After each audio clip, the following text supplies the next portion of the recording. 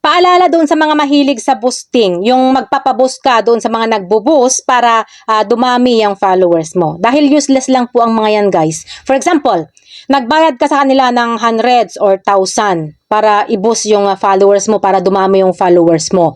Tapos binoost na nila. Siyempre, from 0 followers to 1,000 followers o di kaya from 0 followers to 5,000 followers. Siyempre, tuwang-tuwa ka na dahil nga dumami agad yung followers mo na walang kahirap-hirap. 'Di ba? Ang bilis dumami yung kasi nga nagpa-boost ka.